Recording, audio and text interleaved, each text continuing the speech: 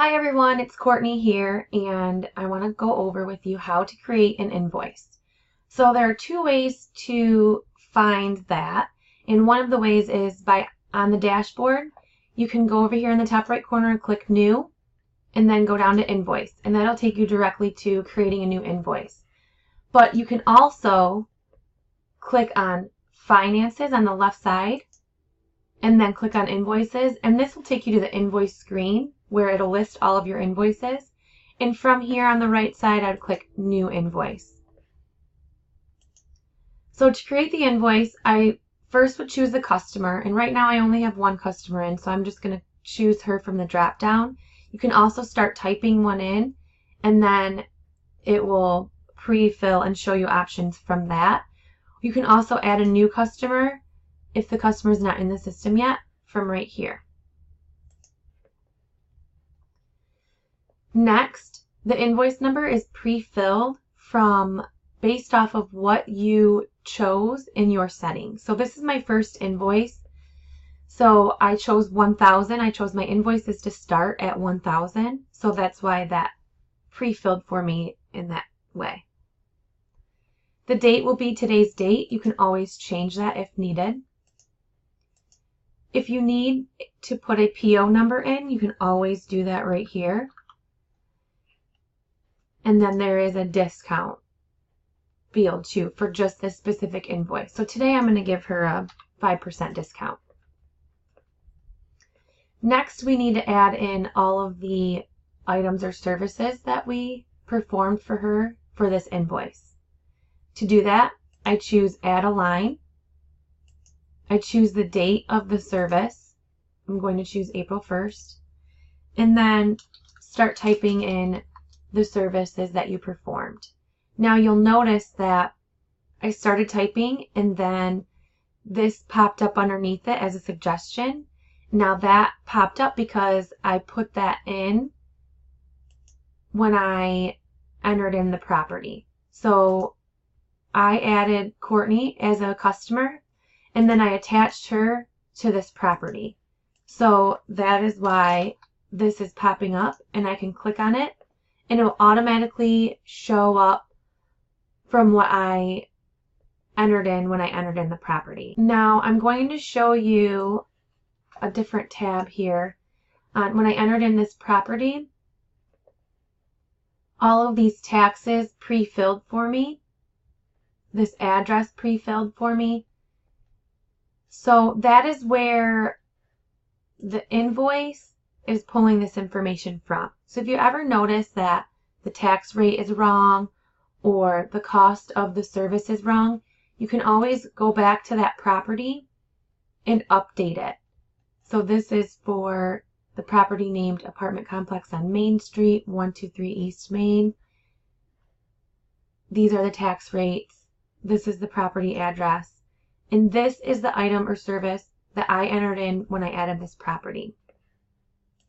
Now you may also notice once you do have a lot of properties in, you may be getting more than just this one here. You may be getting lots of different ones with lots of different pricing. And in order to make sure that you're getting the right ones for this specific property, you can always go up here and click this little checkbox that says suggest only items and services assigned to this selected property. So once this property is selected right here, then only the items and services that I entered in to this part on the property screen will show up. So this prevents putting in the wrong price or a price for a different customer, and it'll help you be consistent with your pricing. So now I have two services here, and I'm going to complete this invoice. You'll notice that since I entered in this discount, down here it will reflect that. So the subtotal is $60 because I had two cuts at $30 each. It's giving a discount at that 5% off of the 60, and that's right here. So that's $3. And then the taxes due on that would be $427. So here's the total. Now another thing I would like to point out, are the terms and the notes for this customer. Now, if you remember, when I added this customer, I'll go back to that screen for you to show you. Down here, I added default notes on the invoices and default terms on the invoices. That is where this is coming from. So on Courtney, for the terms, I wrote due within 15 days of receipt. And on Courtney, the customer, I wrote notes visible for customer. I wrote thank you for your service, Courtney. So that is where that is coming from. So if you ever notice something in these two boxes that you did not want there, or you want to add something there, you can always edit the customer and make sure that these are reflecting what you would like on the invoices. There's also another way of doing that in the settings where you can have global notes for every customer and global terms for every customer. But this is an example of one specific customer having a different term and different notes. So once I am finished with the invoice, I click Save Invoice. And this is what it will look like. So as you notice, this is the company information. Here's the company logo. Here's the customer information. Here is where the customer number, invoice date, the PO number, and any outstanding balance from any previous invoices will show up here. You have the property address and then the two services listed under that for that property. Here are the default notes that I put in for that customer. Here are the default notes that I put in for that specific customer.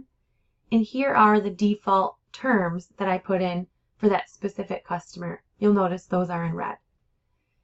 Here's the breakdown information, and on the bottom is a payment stub. So when these are printed, they can simply cut this portion of the paper off and mail that back to you with their payment. You can add a picture to the invoice by dragging and dropping the file in this box right here. This can give you a way to show off your work to the customer. Now, to see this invoice in the client portal as your client will see it, this is something that you can look at if you have the client login widget, or if you email invoices or text invoices to your client, they will get a link, and then this is what they will see. You can click here to see what they see. Now you'll notice that it looks very similar to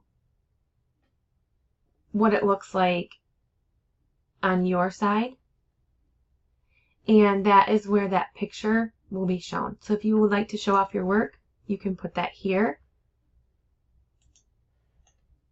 and then the customer will see that. And there you go. That is how you create an invoice.